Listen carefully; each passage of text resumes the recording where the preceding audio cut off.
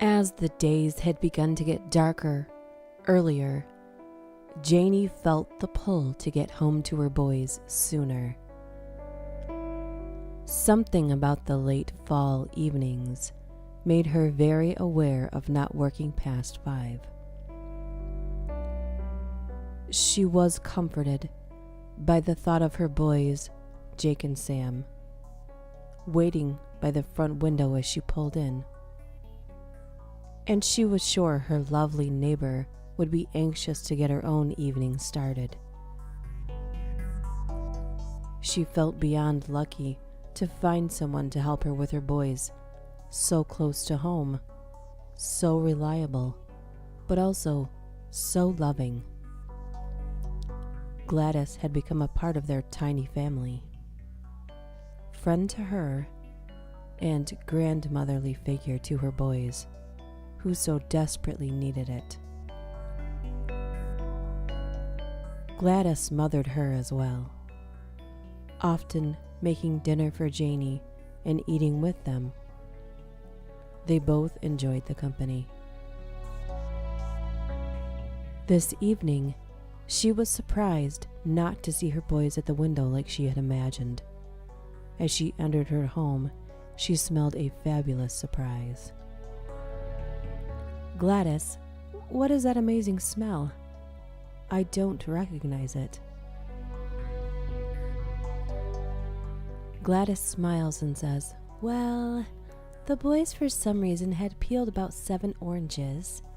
Didn't eat them, just peeled them. I didn't want them to go to waste, so I made orange chicken. You're gonna love it.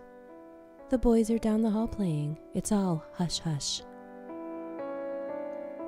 Janie proceeded down the hall in a tiptoe, sneaky fashion, so as to not alert the boys. She could hear them whispering as she approached the door, where they were concocting some secret plan like boys do. Instead of bursting the door open and scaring the crap out of them like she normally would, she decided instead to listen to them for just a moment. "Okay, now take the knife and cut the skin like this. Then put your finger right here like this and peel back. See? You can see the blood and all the veins." She heard Jake say this to Sam, who responded with, "Ew!" And then they giggled. She was a little confused as to what they were up to, but decided to give them another moment before chiding them about having a knife in their room. As she heard them continue, "Okay, now that the skin is off, you have to clean the meat from the bones." Jake instructed to Sam a little too realistically. "Don't be a baby. It's how men hunt." Jake talked to Sam so sternly. "But it's so gross."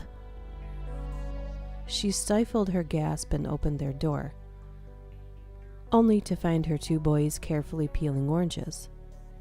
She smiled at them as they jumped up to hug her, and they all tumbled onto the hallway floor laughing and giggling. After they all sat up and stopped laughing, she asked them what they were doing. Sam says, "We're practicing cleaning our hunt." She tries to hide her mildly concerned face and asks, "Say what?" Sam repeated with, "We are practicing cleaning our hunt, Mom. You know, like hunters do when they go hunting." "Oh," she said, Is that something you guys want to do? I'm sorry I hadn't thought of it." She was swept with guilt. Her husband, their father, was an avid hunter. Their boys had been too little to even be considered to go along before he passed away, and she hadn't thought they'd been interested. They had never said a word. Her eyes gainfully moist from the tears she hoped would not escape her wide eyes. "Would you guys like me to have Grandpa take you?" They looked at her with their innocent eyes and they nodded simultaneously. The tears escaped this time as she swept them into a hug once more before heading off to escape from her work clothes. "You boys get ready for dinner, okay? Gladys made us something amazing thanks to your surgical procedures practices." She laughed a little at this. They nodded again and closed the door behind her. After she changed, she headed back down the hallway and reminded the boys to go wash their hands before dinner through their door. But as she went to continue down the hall, she heard them whispering again and imagined they didn't know she could hear them. She froze after she heard what they had said to each other. "But Sam, I don't want to do that." "Don't be a baby. Besides, they're just squirrels." "Oh, and some homeless guy." Janie paused in the dark hallway for a very long time. "Well," she shrugged and thought to herself for a moment. "Like mother, like son."